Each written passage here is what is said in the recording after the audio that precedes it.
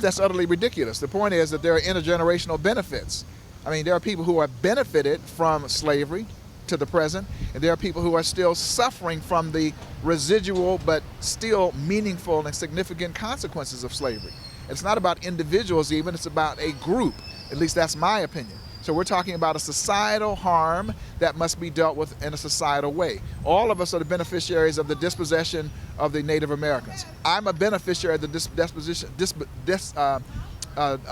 the conquest of the Native Americans. And so the fact that I didn't pull out a knife or didn't scalp anybody is irrelevant. I'm benefiting from the fact that I'm on their land.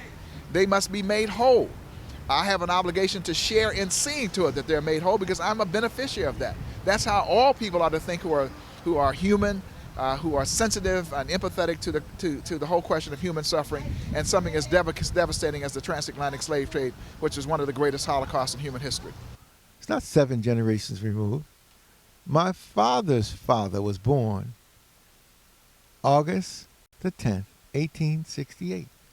1 foot out of slavery. His oldest brother, Sam, was born in 1865 in slavery. So you're not talking about 7 generations removed. You're talking about my grandfather or my great-uncle. You're definitely talking about my great-grandfather. So it's not in the distant past. It's recent. Plus, my grandfather was born when the first Klan was born in the 1860s, and then he was murdered and lynched by the Klan in 1917 when the new Klan was born after the Birth of the Nation movie. And so my grandfather represents the after-slavery reparations do black people. They try to take his land. They couldn't do that. He built on the land. He built his schools. He built his churches. But they said, we can't take that, but we're going to murder you. So the murder of black folks systematically approved and condoned by the state, whether local, state level, or national, is a reality for black folk. Reparations has always been given Europeans. The King of England and the leadership of Britain was trying to decide what to do ending slavery. Should they give money to the people who were enslaved or give money to the enslavers, the slave master bastards? And the British gave 20 million pounds to the slave masters and not a dime to the enslaved. So reparations has been given, always been given, to the slavers and not to those who were subject to slavery. But I would say affirmative action was certainly intended to be compensation. Originally, when Lyndon Johnson introduced it, he gave this analogy of somebody who was brought to the starting line of a race but had a weight attached to his ankle, and he'd been hobbled, and so you have to give him a head start to make up for this damage. So 30 years of affirmative action would certainly seem to be reparation. A lot of the arguments against affirmative action would just be arguments against reparation. It's one of the greatest works that deals with the legacy of African peoples and what is owed them culturally, economically, politically, and culturally is Dr. Cheikh Anta Diop's work, Civilization and Barbarism. Africans contributed to the world, not just one or two little things. They contributed civilization itself. Africans contributed humanity itself. So there's an enormous rewriting of history that's necessary, and when you do that, you're able to put history upside right. If not for slavery and the tearing of African talent out of Africa, where would Africa be today? How would you answer that?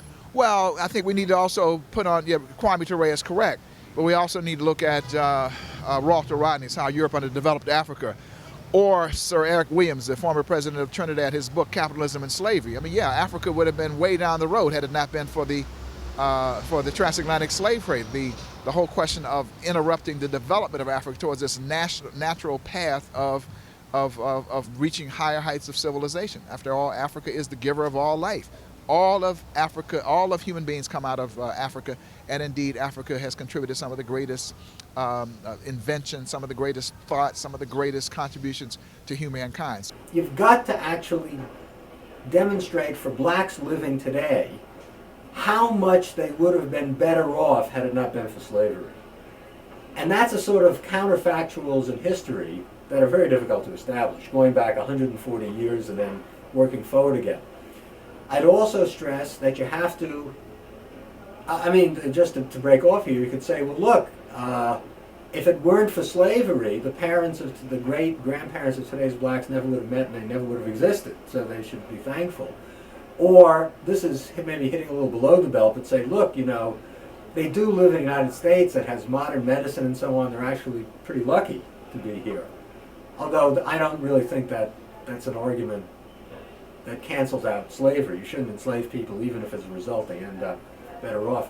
Any black under 25 really can't claim to have been damaged by practices that ended, say, in 1960 or 1970. So it's still very hard to demonstrate direct damages. And even if direct damages could be demonstrated, which might be a little easier in this case, but not that easy, there would still be the question of who would owe them for the damages. I think, to get very concrete, any slave owner, when slavery was ended, should have compensated the ex-slaves by the salaries that they would have gotten for all their years in slavery, and maybe some extra for the suffering and violation of rights. But after that, the thing becomes very moot. But the Pope has often apologized for slavery. This is an article on the Pope apologizing for slavery. But I'm tired of the Pope apologizing for slavery. What he needs to do is talk about reparations that the enslaved peoples need. First thing is, when black people stop practicing European Christianity, then we'll get somewhere. Because you see, the whole thing of European Christianity is that they do not want to discuss that the Holy Land's on the continent of Africa. They do not want to discuss the fact that Jesus was a black man.